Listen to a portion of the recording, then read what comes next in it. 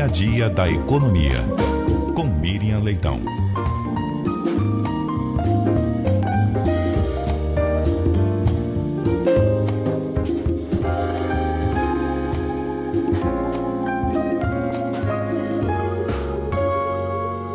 Bom dia para você, Miriam Leitão. Bom dia, Milton. Bom dia, Cássia. Bom dia, ouvintes da Rádio CBN. Bom dia, Miriam. Os casos que nos chamam a atenção envolvendo as investigações em torno do Banco Master se sucedem, né? Porque ontem fomos impactados aí por essas informações em relação a Dias Toffoli, mas no mesmo dia tinha o caso do ministro do Tribunal de Contas da União, Jonathan de Jesus, que restringiu o acesso do Banco Central aos documentos do caso Master. Queria ouvir sua opinião a propósito desse tema. Pois é, houve desdobramentos em várias frentes, né? A primeira frente é essa que você disse. A Polícia Federal entregou ao ministro Edson Fachin os documentos mostrando que o ministro Dias Toffoli foi citado nos diálogos de Daniel Vorcaro.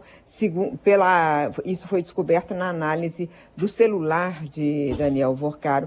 O ministro está sendo citado, não se sabe em que contexto, isso é sigilo. Ele entregou esse documento, ele entregou porque essa é a praxe, né? Normalmente, se tem alguém com prerrogativa de foro citado em alguma investigação, imediatamente você tem que levar normalmente ao ministro relator no Supremo. No caso, é o próprio ministro relator que foi citado.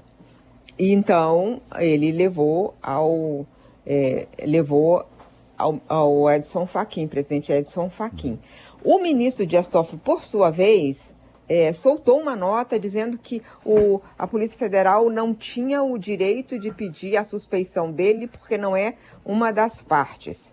O problema é que a Polícia Federal nem falou sobre o assunto e nem falou se foi pedido suspeição. Ela apenas entregou o assunto ao presidente do tribunal como é devido. E aí quem falou em pedido de suspeição foi o próprio Dias Toffoli. Bom, depois disso, o que houve foi que a Mônica Bergamo, primeiro, na Folha de São Paulo, mas o Estado de São Paulo também publica, hoje a manchete dos dois jornais, o caso de que o ministro teria comentado com alguns interlocutores, essa é a maneira como a Folha aborda, o Estado de São Paulo não fala sobre ele, falar em interlocutores, mas afirma o assunto, que ele teve participação acionária na Maridit, que é aquela empresa que era dos irmãos, mas ele também aparentemente tinha uma parcela, pelo que ele tem comentado, ele ainda não negou que tenha comentado isso, como os jornais estão sustentando, que ele teve participação e quando foi vendido, então, durante o período que ele teve participação, ele recebeu dividendos. E que depois que foi vendido para quem? Foi vendido para aquela teia de fundos do Banco Master que funcionava no REAG.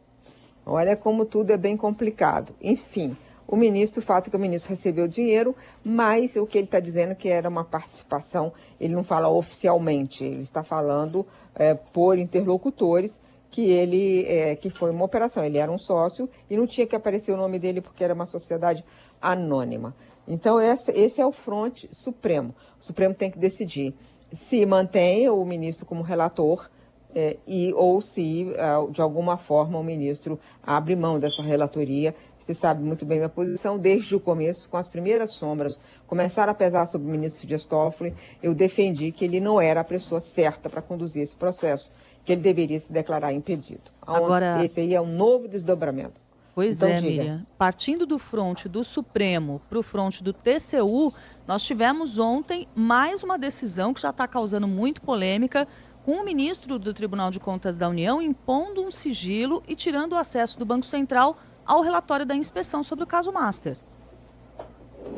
Pois é, e aí ele fez isso, quer dizer, que esse relatório, para o nosso ouvinte entender, esse relatório é resultado daquele pedido de inspeção lá atrás, que depois decidiram que não era uma inspeção, mas era uma análise, né, dos documentos do Banco Central pelos técnicos, pelo Audibank, que é os técnicos do TCU. Eles fizeram um relatório e o ministro Jonathan de Jesus decretou sigilo sobre esse relatório, impedindo o acesso até do Banco Central.